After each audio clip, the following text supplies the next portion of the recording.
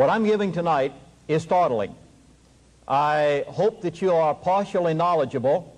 I hope that you at least know somewhat of the fact that there is a plot for the destruction of your freedom. Otherwise, what is being said tonight could be very, very dangerous to your mental thought patterns, if I may say. A number of months ago, I met a gentleman by the name of John Bergen.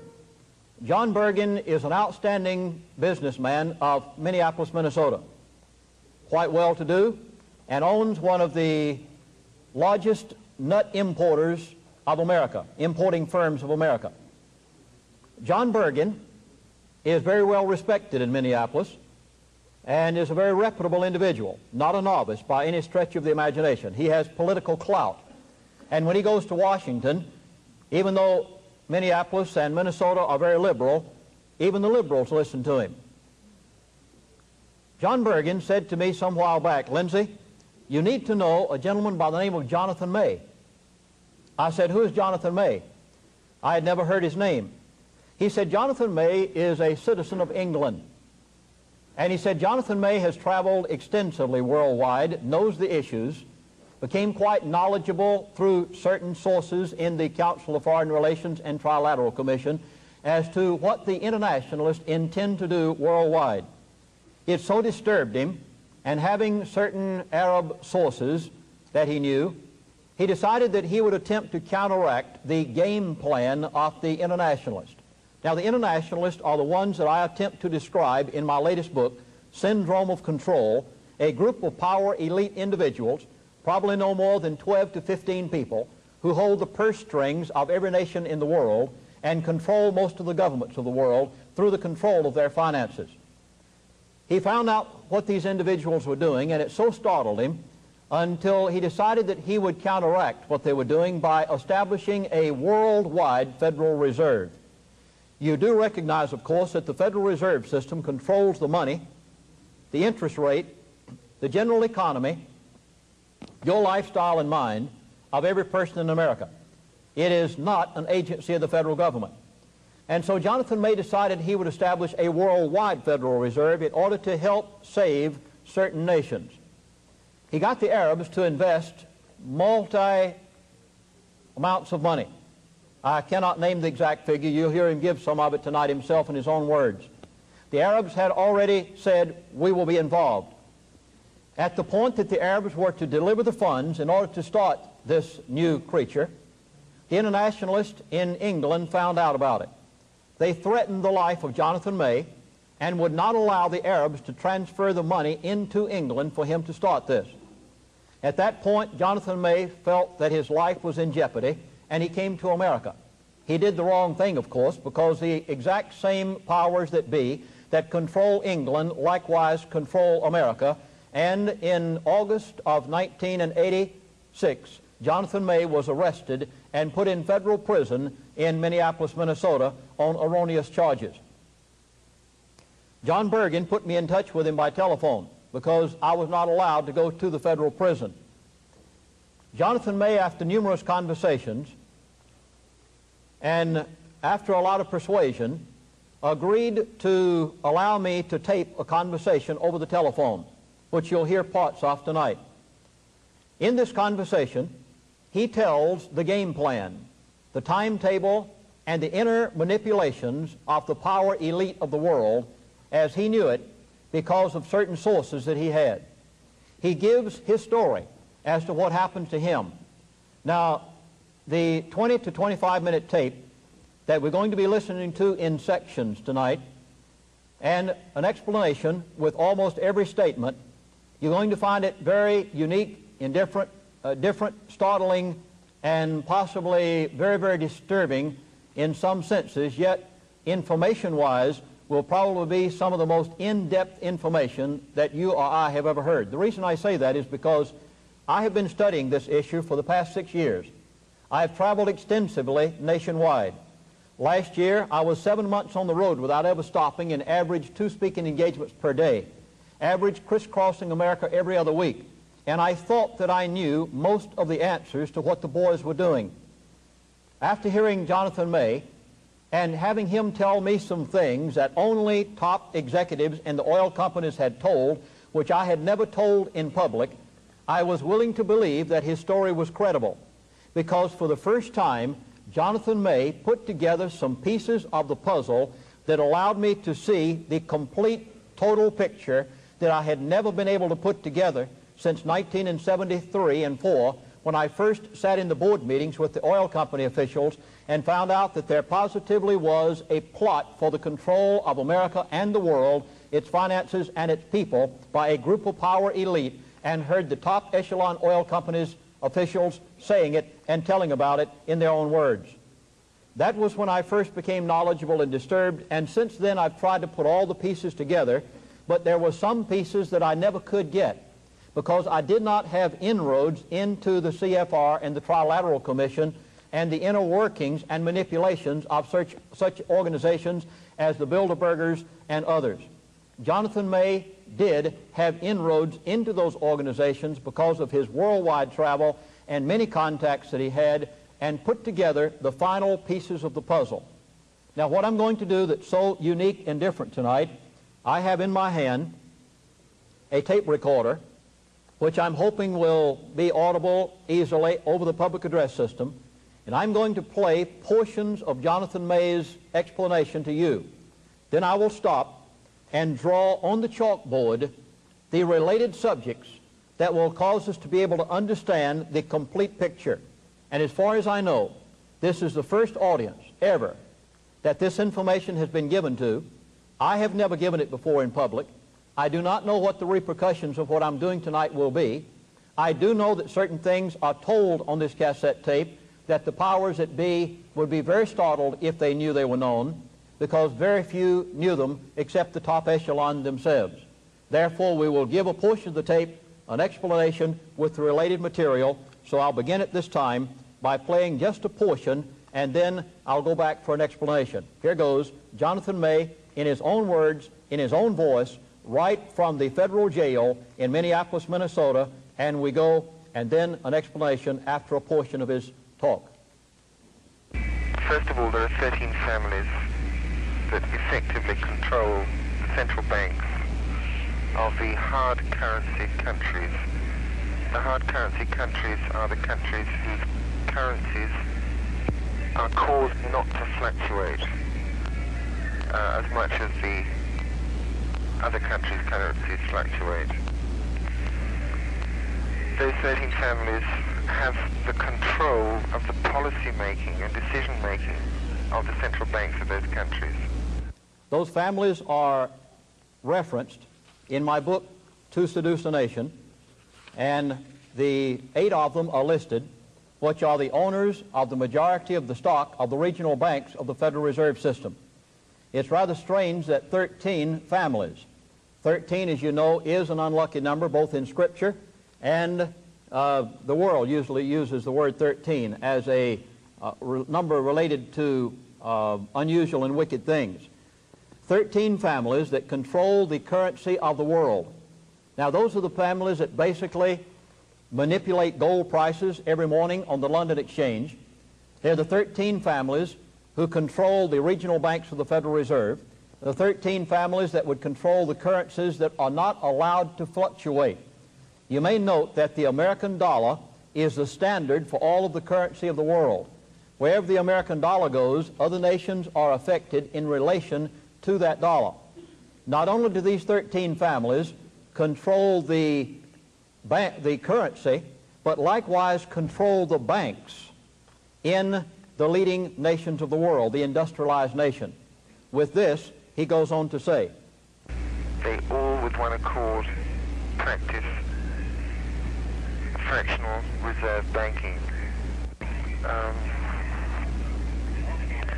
The fractional reserve banking has allowed the central banks to permit the prime banks, whose owners and controllers are the same people as the central banks, to lend up to 26 units of currency for every 1 unit of currency they have, quote, on deposit.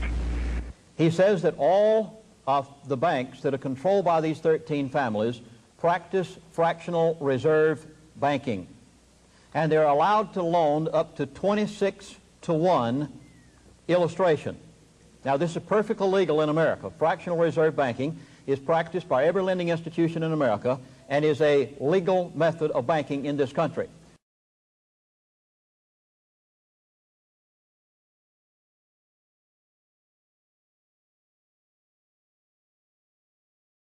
In order to explain fractional reserve banking, I need to do the following.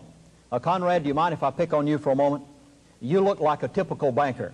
He's sitting there, he's kind of bald on top, and he has a nice, fancy leather coat on. His shoes are well polished, and his wife looks real neat sitting beside him with hair combed back and in a suit. And he looks like the typical local banker who would never do you wrong. And let's see, this gentleman sitting right down here, you look like the average individual who would like to deposit $1,000 into your friendly, smiling banker's bank who would never do anything wrong for you.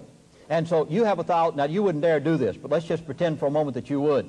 You have $1,000 and you take it down to this gentleman's bank, he's the bank president, and you deposit $1,000 in his bank in a savings account, and it's a savings and loan. That savings and loan is allowed or is required by law to keep 5% in reserve and can loan out 95% of your $1,000, which means they can loan out $950.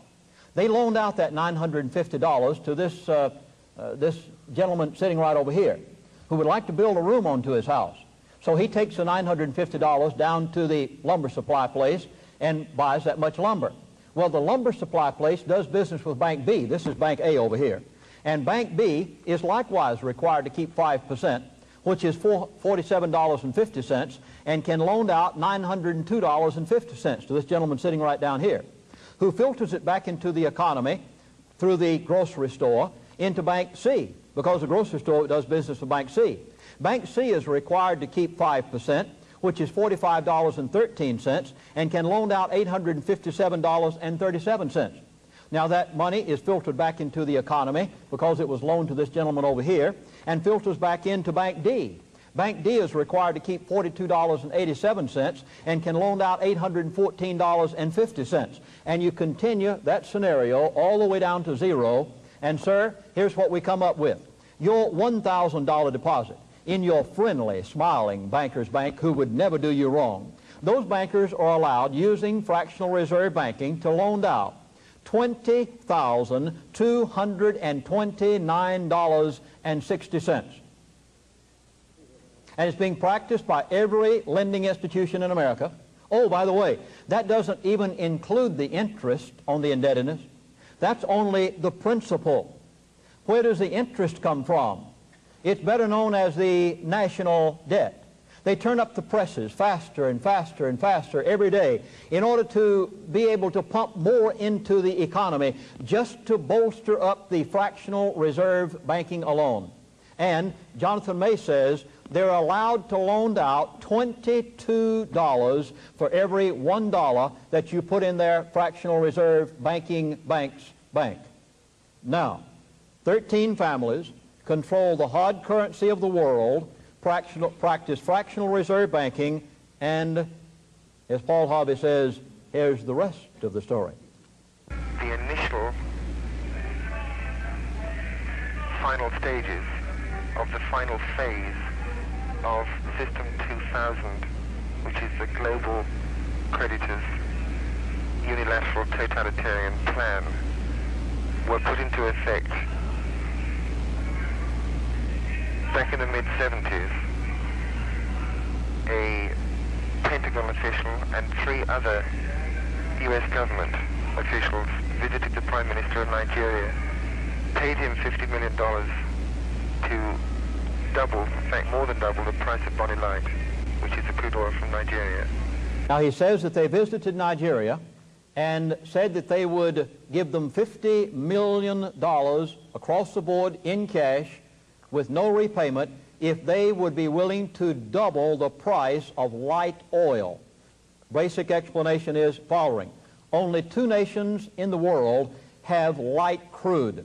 Light crude oil is an oil that as it comes out of the ground, it could almost be used in your automobile.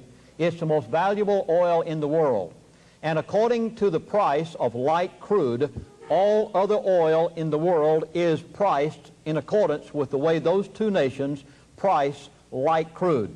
Whoever controls the price of light crude oil likewise controls all the oil prices in the world. Therefore, he said, they went to Nigeria, one of the two nations that has light crude, said, we'll give you this money if you will double the price of light crude. Now the Arabs come into picture. At the same time, Bush and some other of the Trilateral Commission were in the Middle East, persuading the Middle East nations and England to consolidate OPEC, of which, of course, America is also a part, but never mentioned. The deal cut with the Middle Eastern oil producers was that the oil buyers were prepared to pay significantly higher prices for the oil, provided the Middle Eastern nations supported America, this is how it was put, by investing the revenues in the big banks in America. Arabs, who today are sheikhs and sheiks, 30 to 40 years ago were nomads roaming the deserts riding camels. The international bankers found out that there was oil in their countries. They went and persuaded them to allow them to produce that oil by financing their oil fields. After they had financed their oil fields, they charged them usury for building their oil supply systems and their refineries. After the usury had been repaid because the Arabs became rich so quickly, back in those days you were paying at the gas pump 30 cents per gallon for gasoline. First of all, the international bankers went to Nigeria, doubled the price of light crude. Then, unbeknownst to the Arabs, who had become wealthy overnight, knew nothing about international finance, had just been riding their camels out in the desert a few years ago, now they go to them and say, we will take the price of crude oil to any place you want it to go, as high as you would like it to go, if you will take a portion of the funds that you get from this new price rise that we're going to give you and deposit it in the international bankers' banks in New York. And you must deposit it in 30-year time certificates. Are you beginning to see now why 71, 72, 73, and 74 that prices of oil skyrocketed? It was because the international bankers who have the purse strings of the world knew that the increase in the price of oil that was going to the Arabs would come right back to their banks as 30-year time certificate deposits. Now, watch what they intended to do with those 30-year time certificate deposits, and you begin to get a picture of what's happening. Sheikh Yamani's nephew assured us that Sheikh Yamani and the other oil ministers did not know until late in the 70s, early in the 80s, that the controlling interests of the private banks were also the same people who had the controlling interests of the major oil companies. The sheikhs of that day and time did not understand world finance. They did not know that the international bankers were taking them, and neither did they understand that America's major oil companies, such as Standard Oil, Atlantic Richfield, and the other major oil companies, were likewise controlled by the money of the international bankers' banks in New York. Therefore, the total picture of intake of profit on the part of the international bankers was all coming back to them. These Arabs, not understanding any of this international finance, fell for the plot of the international bankers, and little by little the story becomes more bizarre. Actually, through a joint stock trust that was set up by the original Rockefeller here in America in 1870, 3 years before the U.S. government declared joint stock trusts illegal in 1873. It is that entity that is the ultimate controlling factor in America of the private banks, the Federal Reserve Board. There was a joint stock trust. They're no longer legal in America, but they were set up in the 1800s, and it's under those joint stock trusts that the international bankers' banks in New York are allowed to operate, which other banks in America are not allowed to operate under. Do you wonder why? The Chase Manhattan, Chemical Bank, J.P. Morgan's Bank, and the others in New York are showing all-time record earnings, while around America, literally hundreds of banks per month are going broke. The reason is because they are operating under a grandfather clause of a joint bank trust, which is no longer legal, but because of the grandfather clause, they can operate in New York, that section of banks, and in so doing, take these finances and be able to manipulate with them both us and the Arabs. And with this, he continues.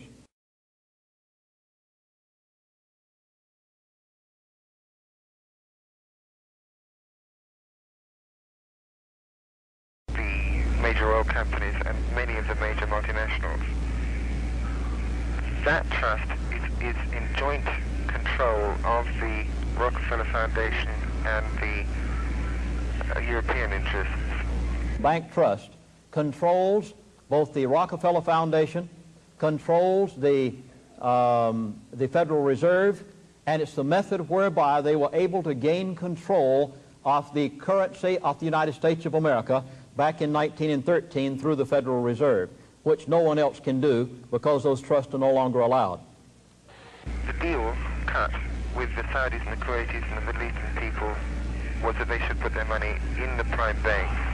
They did not know that the prime banks were able to lend 20 to 1, I think it is in this country, but maybe more now, but their revenues, all they were receiving was the interest on the money they deposited. Now, the Arabs did not realize that fractional reserve banking could be practiced by these banks. They did not understand banking. Remember, they had just been nomads on the deserts not too long ago. But through this, the international bankers were able to gain the control of the money of the Arab world, and the Arab world only received back the interest off of the money that they had put into the international bankers' banks under these 30-year time deposits. Between 10 and 30 years, receiving the principal at the end of the term. Because they had locked in deposits, the banks were then able to make loans to the third world nations. Now, through the funds that they had gained from the Arabs, which was directly related to the increase of oil prices, through a manipulation that had been made with the Arab world, and taking the price of your gasoline from 30 cents a gallon to $1.20 a gallon, now with this money coming back into the international bankers' banks, they take those funds, which originally came from you and from me, and invested them in the third world countries. You do remember, 15, 20 years ago, when the international bankers started investing in third world country loans. The countries that are going broke today, they invested back then. But they wanted those countries to go broke, and here is that part of the story. Knowing and relying on the greed of the ministers of these nations to mishandle that money over the years to the extent where that manipulated greed has caused those countries to be in the position they're in.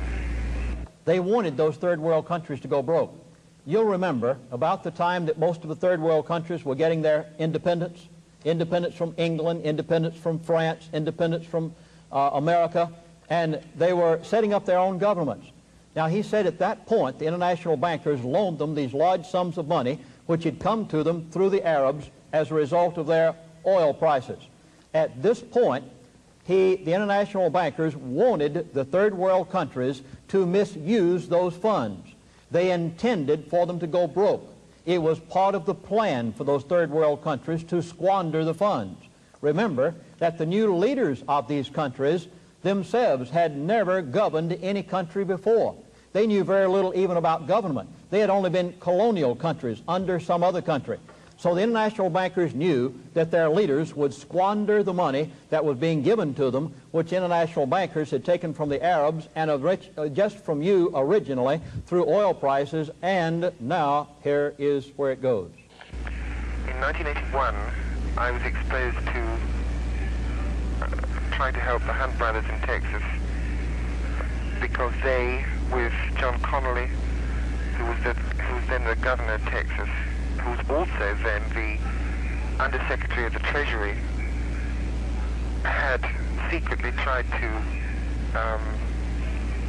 implement a currency, a new currency for Texas, since Texas is only a part of the Union by treaty, which is automatically renewed every year, but not necessarily automatically renewed every year. It's become a tradition, obviously, that it's renewed every year, but it's actually not renewed every year. Did you know that Texas is not a state by vote, such as other states, but a state by treaty? I see one head shaking here on the front. Texas is a state by treaty, not by vote. Now, you must know that Texas at one time became very wealthy and independent individuals, such as the Hunt brothers, who years ago were nothing, but they were made rich overnight through the wealth of oil in Texas when oil was first struck and became so popular in the early days.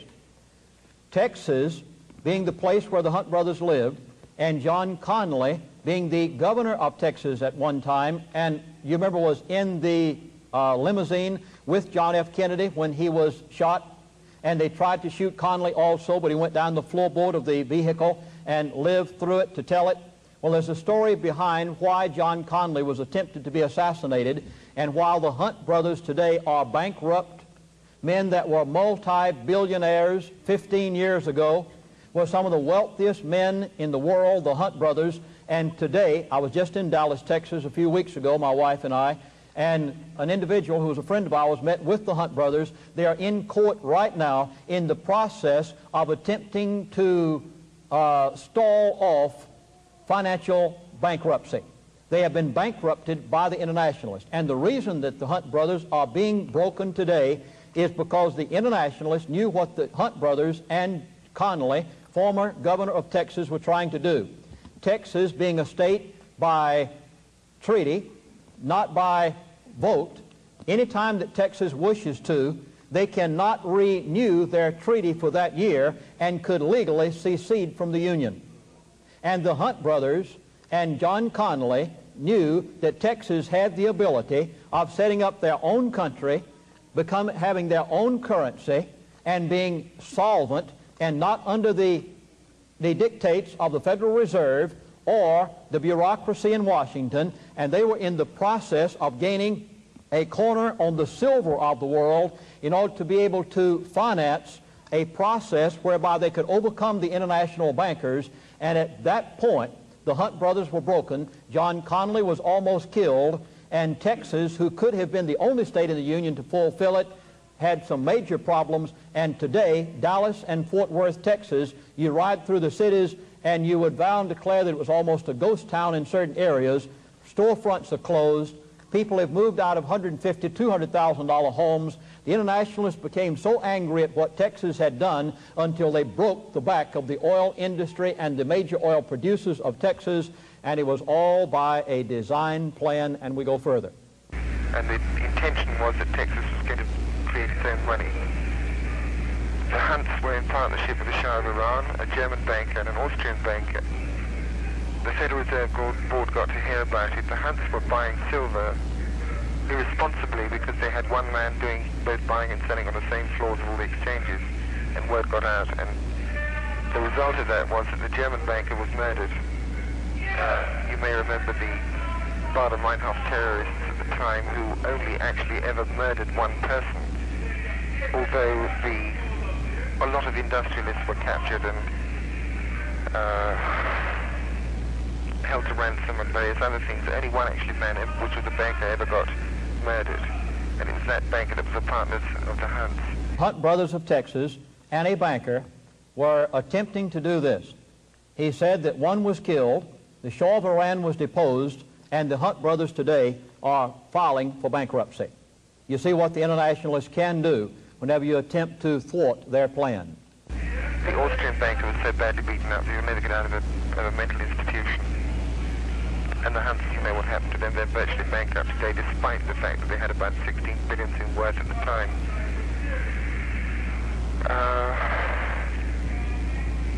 The Shah was perfectly healthy when he left Iran. He was only declared sick when he arrived in America, held in, quote, protective custody, unquote, in U.S. military bases where he was treated. The Shah of Iran was in perfect health when he left Iran. When he came here, they saw to it that he died.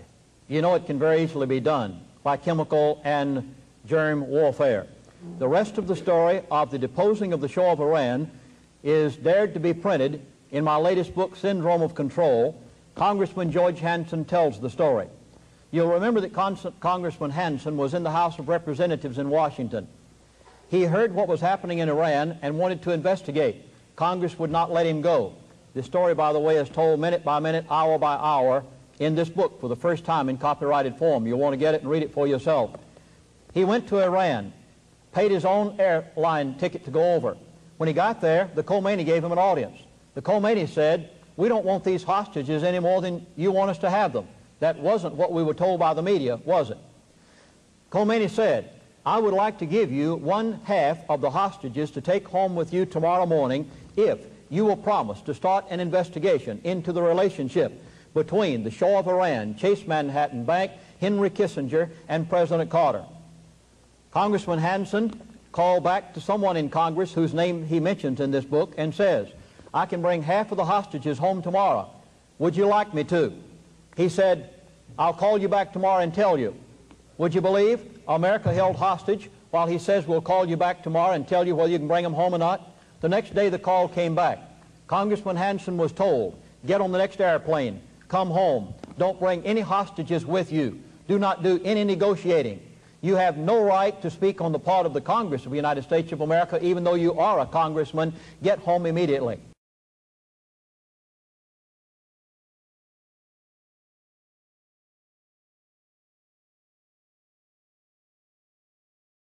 When he came back, he found out that it was documented, by the way, and placed in the congressional record. He found that President Carter knew that the hostages were going to be taken. He knew approximately how long they were going to be kept. He knew that they were there for a reason. And the release of the hostages was not negotiated by the State Department of the United States of America. The release of the hostages in Iran was negotiated by a negotiator of Chase Manhattan Bank in New York.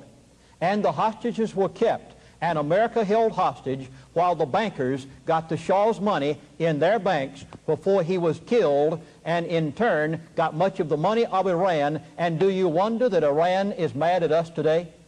After the shenanigans we pulled to get their money into Chase Manhattan Bank so it could remain solvent and be one of the wealthiest institutions in the world today? That is what Jonathan May is speaking of, and we continue. And became progressively worse and ultimately was shipped off to die. Not before all his assets had been frozen, which doesn't make much sense until you realize the ploy of the globalists. That's something of red herring, but it's interesting. In 1983, we became aware of the fact that a group of very, very quiet bank holding companies, which are authorized under Regulation Y, Section 225.4 of USC. All right, he says that they formed a group of bank holding companies. The international bankers' banks did, and the reason they formed them was so that they could not be held responsible, so that Chase Manhattan Chemical Bank and J.P. Morgan's bank could not be held responsible for the money that the Arabs had been put into their banks. They formed bank holding companies who in turn would loan out the money to the third world countries. Knowing that the third world countries were going to go broke, after they had already destroyed the Shah, had the money in their banks, loaning out exorbitant amount of money, determining they were going broke, and letting the bank holding companies hold these loans. Knowing what was going to happen when these third world countries went broke. To extend credit, also to do it internationally incidentally, but to extend credit wherever they feel like it, under whatever terms they feel like it, under Regulation Y. We became aware of the fact that those companies were receiving loans from the prime banks to buy foreclosed real property in the form of agricultural property and businesses with bricks and mortar. One was for the purpose of loaning money to the third world countries. The second bank holding company was for the purpose of borrowing money from the international bankers' banks in order to purchase farm land. Isn't this rather interesting? To purchase farmland and farms and certain corporations in the United States of America. So here we have two bank holding companies. One loaning money to third world countries from the Arabs' money coming through the international bankers' banks. One purchasing farmland and certain businesses in America that are making a lot of money. The farmland and the businesses will continue to make money. The third world countries are designated to go under. From liquidations and foreclosures and bankruptcies which were being effected by the FDIC and the FSLIC, which are indeed subsidiaries, at least totally under the control of the Federal Reserve Board. We couldn't understand this.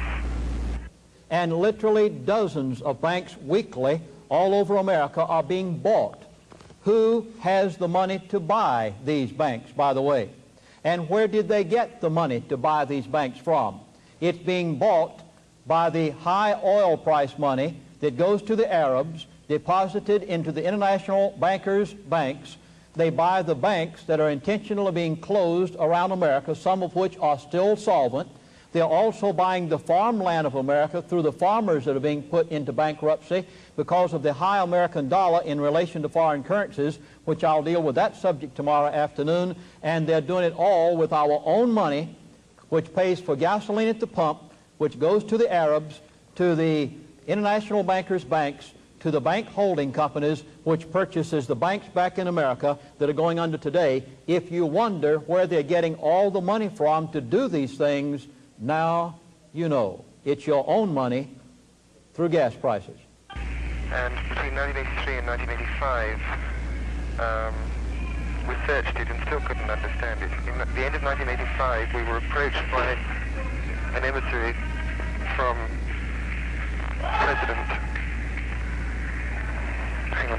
an emissary of President Marcos and President Suharto and another from Indonesia with a severe problem that they had. And the problem they had was that having borrowed all the money they borrowed, they needed more money.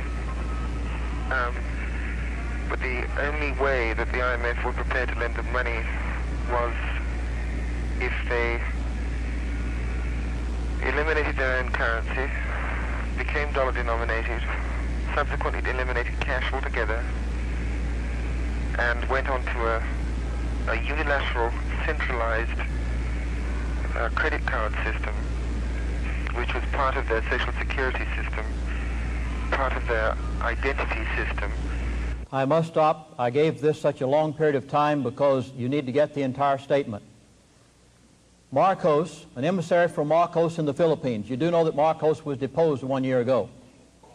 And Indonesia came to Jonathan May and said, the international banks in New York, a representative from those banks have just come to us and said, we will forgive all of your loans. You cannot pay them back. You can't pay back the interest. You can't pay back the principal. Well, we'd like to make you a bargain. We will forgive your loans. By the way, whose money was that they had loaned out to these third world countries? It wasn't theirs. Whose was it? It was the Arabs' money because of high oil prices that the people of the world had paid. And they said, we will forgive your loans, your principal and your interest. You never have to pay it back if you will do the following. Number one, do away with your national currency. Does this sound familiar? Do away with your national currency. Dollar denominate your new currency. Go to a debit card system instead of a currency system. And if you will give us perpetual rights to all natural resources in your country. Just after that, by the way, Marcos in the Philippines was deposed. Why? He told the international bankers to get out of his country. He would not give them sovereignty over his country. And here's what happened. Everybody in the country, social security number was synonymous with a credit number. And then their central bank was to act as the wholesaler for credit. which was extended to it by the new superbank, which was announced by Paul Volcker on the 27th of October 1985 and subsequently almost immediately ratified by Ronald Reagan, the 6 digits of the name of which all are, the digits of the 3 names of which all add up to 6, incidentally. A further contingent condition of the benevolence of the IMF, and I'm being facetious, was that in order to help the economy of that country, those countries, the IMF were going to nominate external, non-domestic corporations to properly engineer and exploit and excavate the minerals of those countries, the natural resources of those countries, in return for perpetual royalties and in return for those same companies' nomination of all the ancillary companies that would be involved with the exploration and excavation, thereby bringing prosperity to the nation. But Marcos was sharp enough to pick up the word perpetual and realized quite obviously that in so doing he would be signing away the sovereignty of his nation. So Marcos realized what the international bankers were doing to him, that if he gave them perpetual rights to all of the minerals of his country, even though the international bankers had promised that they would send in corporations to develop these minerals, but that they themselves would get the profits from those minerals, but yet it would put the people in the Philippines to work. Yet Marcos knew that if he gave them this contract of perpetual rights, that he was giving up the sovereignty of his country to the international bankers' banks and to the International Monetary Fund. Marcos at this point told them, I will not do it, get out of my country, and it was only a matter of weeks after that that Marcos was deposed by whom? None other than riots incited by payment of the international bankers' banks themselves, as Jonathan May continues to show.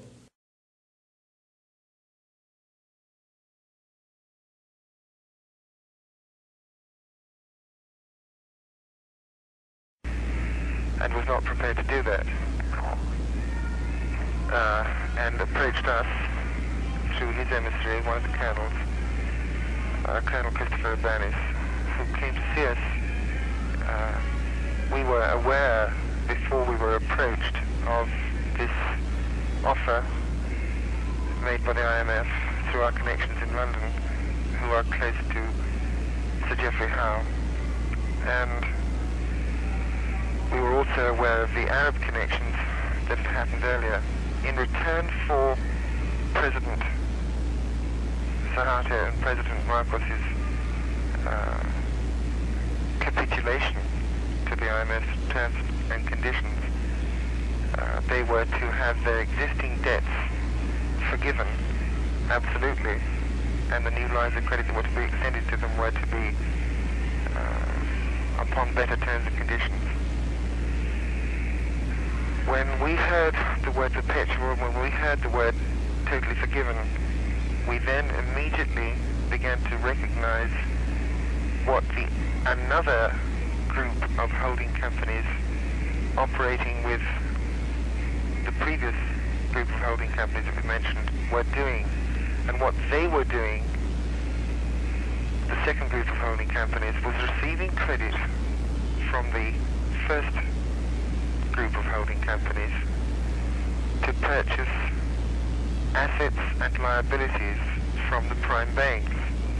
Now, the only liabilities they were purchasing were the liabilities represented by the deposits of the Arab nations. The only assets they were buying were the assets represented by the loans made to some of the debtor nations.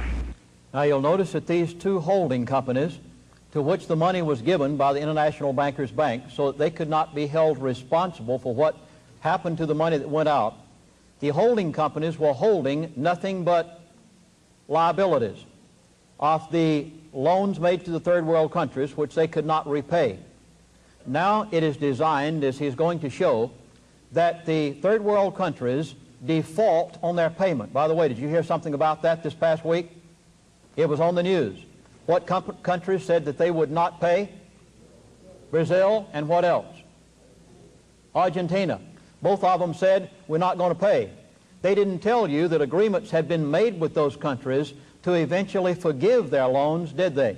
If they would sign away perpetually the rights to the minerals of those countries. Watch out. You're going to see a rash of third world countries not paying their debts, and then here is what will happen on the heels of that.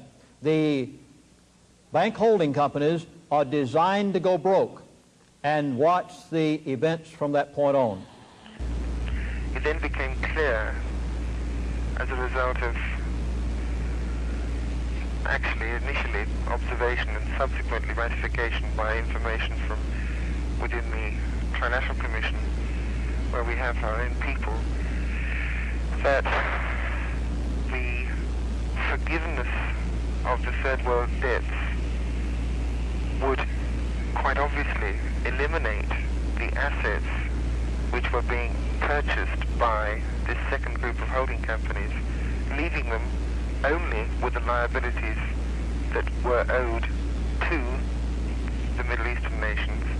So the group of holding companies, or the bank holding companies, are designed to collapse. When the third world countries say we cannot pay, the bank holding companies say we are bankrupt. At that point, the international bankers say to the Arabs, all right, boys, sorry, but the bank holding companies that we gave your money to under those 30-year time deposits of all these billions you put into our banks over these years, those bank holding companies just went broke. So sorry, Arabs, but as of today, you are bankrupt. Possible for the Arab world to go bankrupt? Really? The richest people in the world? Now you'll understand why. Being serviced by the prime banks. Hence, the Arab nations had no idea that these liabilities were now owned by the holding companies, any more than the debtor nations had stopped paying the prime banks. Now he says that these Arabs, who were nothing but nomads roaming the deserts a few years ago, did not understand any of the inner manipulations of bank financing and world bankers. Therefore, they have fallen for this line all of these years. But now, within the past 6 to 9 months, the international bankers, or I should say the Arabs, have become aware of what the international bankers have done to them. A few months ago, I was in Northern California. An individual in the audience after the meeting said, Pastor Williams, would you have a bite to eat with us after the meeting? I'd like to tell you something. When we sat at the restaurant, she said, my company that I work for handles the transfer of money from Arab countries to America.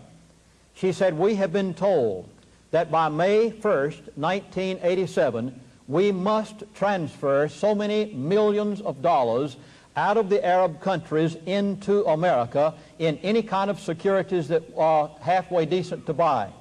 She said, do you know why? I said, yes, because the Arab sheikhs and sheiks realize that whenever they are declared bankrupt, that the people under them, the millions of people in the Arab countries who have been kept by giveaway programs of housing, food, schooling, medical care, everything, you have never seen such an uprising and turmoil and literal massacres as will happen in the Arab countries when they're declared bankrupt and the people can no longer be given all of these amenities. At that point, the sheikhs and sheiks know they'll have to run. Where are they going to run? They'll run to America, where they have already transferred their assets, and the date was given to me by this individual in Northern California that said, by May 1, we have been told we must transfer X number of millions of dollars out of the Arab world into the United States of America. The prime banks and the holding companies arrangement was merely that the prime banks were going to act as servicing agents for the holding companies, again so that the third world nations didn't know that the holding companies actually were owed the money, because it was filtering through the prime banks and still is. The effect of the elimination of the assets of the second group of holding companies is actually threefold. Now, he says that the effect of this when they announce to the Arabs that the holding companies are broke and that you are, as of today, bankrupt, what are the Arabs going to do in order to attempt to maintain some semblance of order back in their countries? He says the effect of that is threefold, and here are the three things that it will cause. They would be insolvent and would be legally able to declare themselves insolvent. First of all, the bank holding companies will be legally broke and can declare themselves insolvent, can say to the international bankers, we've just lost this money. The international bankers aren't responsible because they had only given the money to the bank holding companies, and the international bankers will say to the Arabs, boys, you're broke as of today. Now, the second effect. Go into chapter 7 or 13, I forget, but one or the other. Declare themselves bankrupt, declare themselves insolvent, and legally and legitimately avoid payment to the Middle Eastern nations. And legally and legitimately avoid payment to the Arab nations because the bankers had put it into bank holding companies which they could not be held responsible for. Are you beginning to see the utter degradation, the depth of low-down scoundrelism that's being done by the power controllers of the world to intentionally bring about a bankruptcy of people that they made some years ago? They made them, and now they're breaking them by a design plan, the same thing they're doing to the American public. Now let's go to the second point. The precipitous effect of that, in view of the westernization of the third world nations, is obvious. They would have to, and will have to, liquidate all the other assets they have, at least a colossal volume of the other assets that they have. Whenever the Arabs find out they're broke, they have but one choice: liquidate. What do they liquidate? Remember that now they have bought farmland all over America. They likewise have bought stocks and bonds. They control much of the New York Stock Exchange. And automatically, the next morning, after being declared bankrupt, they will dump their stocks onto the New York Stock Exchange. What will happen when the Arabs dump billions and billions and billions and billions of dollars of stock that they've bought on the New York Stock Exchange one Monday morning? What will happen to the stock exchange? What happens to farmland that is already depressed? Remember a few years ago that farmers' land was worth $3,000 an acre? Today that identical same farmland is worth $700 an acre because of deflation that is brought about by the Federal Reserve. Now the Arabs dump all that farmland for sale overnight. What will happen to the price of farmland? It'll be forced down even further, maybe $300 an acre. And when that happens, what happens to the farmer? He has no collateral to borrow money next year from the bank in order to plant his crop. What happens to the crops of America and the grocery store shelves and hunger in the cities? Are you beginning to see the scenario for control of a nation?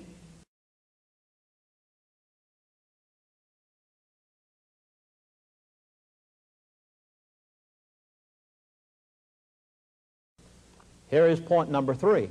A colossal volume of the other assets that they have, which frankly are primarily represented by U.S. corporate ownership by them and U.S. corporate ownership of many, many billions of dollars worth of U.S. stock. The effect of the Saudis and the Kuwaitis and the Middle Eastern people's sale of even 25% of their total holdings on the U.S. market and the other markets but U.S. dollar denominated will be absolutely chaotic in terms of the stock market.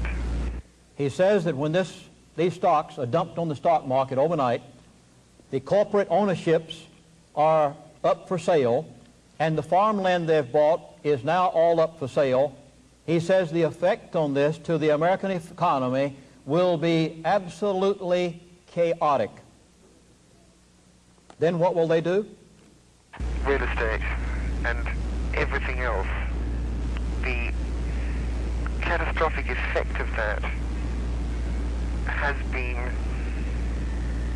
designed to throw the American stock market, American private corporations, American real estate and people in general into a state of confusion.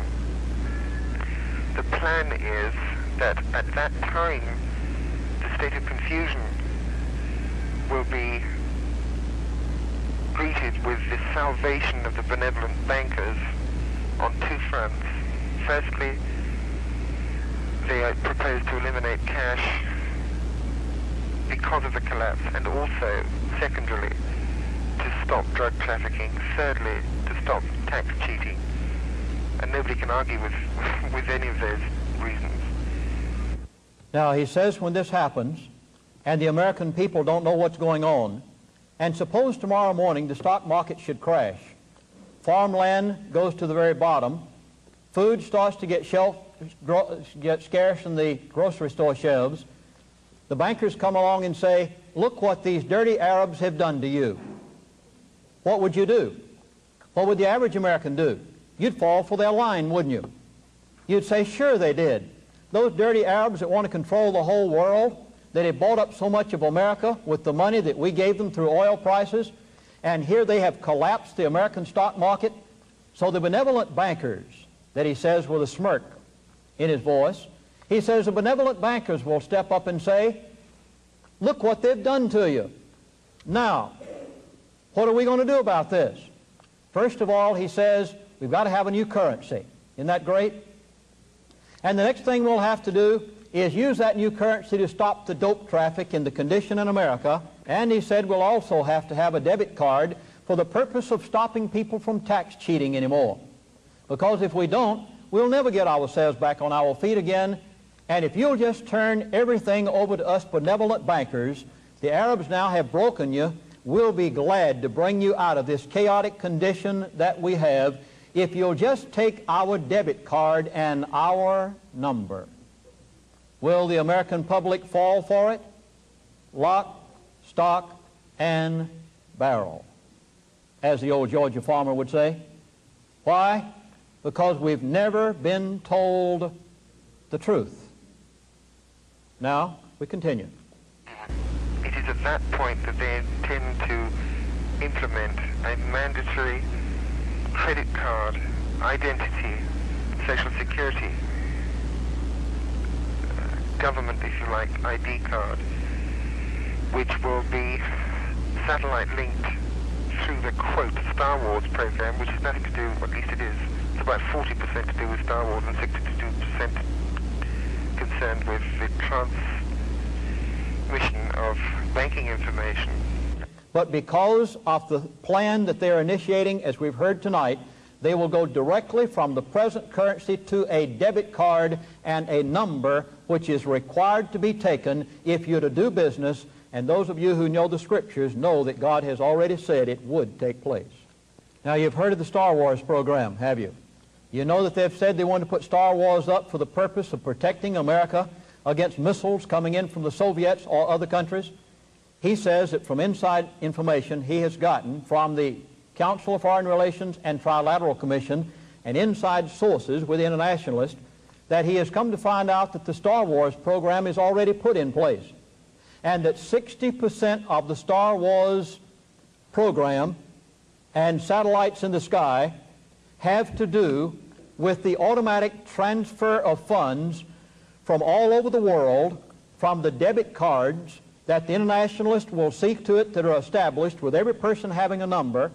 And Star Wars is for the purpose of satellite transfer of all of that information into a central computer base where the world will be instantaneously controlled financially, and the American taxpayer paid for the Star Wars program to initiate the international bankers, international credit card system and number system that will be initiated, and only 40% of the Star Wars program, he says, has anything to do with defense. 60% was put up there for the purpose of the international bankers' transfer of computer information, and we taxpayers paid for it. To the central bank, which will be the super bank, into which all the other major banks will be linked, into which all the subsidiary banks, rather like a family. The super bank is to be the wholesaler, the prime banks, the retailers in this country, the prime banks, the retailers the central banks to retailers in the foreign countries that have capitulated to the IMF program. It is a world design, it is a world order, it is a world program, and our information may be wrong, but in timing, our information is not inaccurate in its information, that it may be wrong in its timing, but he says, our information is correct. He said, I know this to be true. But he said, when they intend to implement this, we do not know. But he says, we think we have an idea. And he's about to give what he considers their time frame. He says, we're not sure that this is the right time because we don't have that inside information. We do know that the basic premise is correct, but when they plan to initiate it, we're not sure. But he says, this is what we think might happen. Subsequent information that I've received from Switzerland is that by October the 1st, 12 countries, 12 destinations had agreed to the IMF's proposals. It only needs the rest of them to agree, and it only needs, in fact, 5%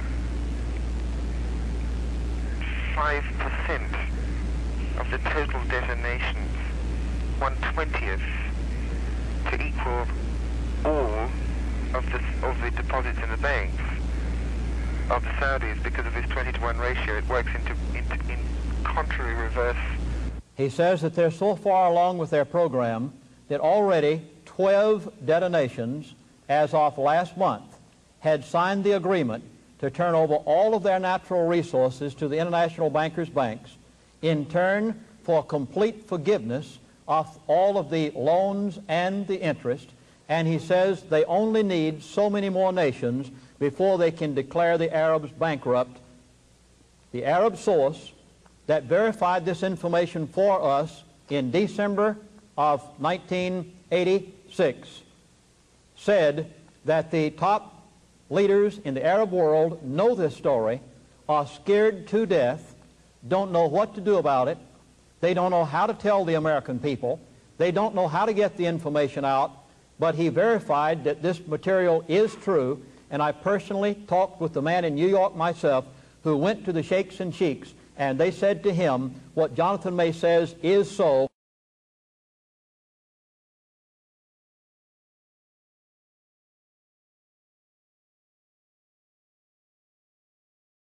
And now he says, so it doesn't need very many foreign nations to agree to the IMF's proposals for the total volume of money owed to equal the total volume of money on deposit from the Saudis. In fact, only 1/5 of the total debts, I'm sorry, 1/20th of the total debts will do that, 5%. The resultant collapse of the second group of holding companies will precipitate the Saudis and the Kuwaitis liquidation of assets. It will also precipitate their inability to pay the private group of bank holding companies the money that they owe them for the credit extension to them to buy the assets and liabilities, which in turn will precipitate those bank holding companies' inability to pay the loans extended to them by the prime banks to buy the foreclosed land, which was used as collateral to secure those loans. Hence, ultimately, the prime banks will end up with all the property, which is clearly why they're foreclosing so desperately on as many farms as they are. This is also added to by President Garcia's announcement in February of this year that they were absolutely not going to pay the IMF, going to pay off the debts. He says because they are allowed to loan out 22-to-1 ratio, it only takes 5% of the third world countries to declare bankruptcy. When they do and accept the plan of the international bankers, only 5%, which only requires a few more nations, then they can declare the bank holding companies bankrupt, the Arabs bankrupt, and initiate their plan because of the contrary reverse of the 22-to-1 loans. Only 5% of the third world countries could basically declare the world bankrupt, and in the ownership and the hands of the international bankers. When this program is initiated and in place, it will wind up with the international bankers owning all mortgaged property. What will that do to the United States of America and the world? And what control will they have when they initiate their debit card and their automatic number that's required because the country is devastated? You notice that all of this is to their advantage because now they will own the majority of the United States of America, control the Arabs, and by a 30-year program of manipulation will have brought the peoples of the world under their control. Just today, I was told that Congressman George Hansen said to a gentleman who is in the audience tonight, only last week, that we have less than 1 year to inform the American people and turn this situation around, or we can consider ourselves forever slaves. Now, I know it looks like a bleak picture, but it's not, because you're here tonight. You are America. You are we the people, right? Right. Not we the sheeple. That's right. And there are some of you here who are not going to stop until we stay free. And Lindsey Williams is one of them. That's the reason that I dared tonight to give, in what I consider one of the most knowledgeable areas of America, to an audience such as you, for the first time, the story of Jonathan May. Because I believe that here tonight, we can start something that can spread across this country, and we can stop their little Ponzi game. The Arabs already know about it. There is something we can do about it. John Bergen, the very elite businessman in Minneapolis, Minnesota, was so disturbed when he heard this, and he was so moved until he took 1 full week out of his busy schedule managing a large firm and went to Washington himself personally. He tried to contact every senator who would listen to him and tried to tell him the story of Jonathan May. He personally stayed there and begged them to listen to his story before some catastrophic event took place in America. He had already verified it with the Arabs. Now, if you will contact your congressman, will you please tell them that America is in jeopardy and that if they ever cared anything about their position, they had better do something now. If you happen to watch the movie or the video America, you watched them shoot, as they said hypothetically, the congressman in Washington. It could happen. Who will go first when they take over? The people who are in power. They are the very people who have the most to lose. You and I have much to lose. We have to do something. We cannot stop.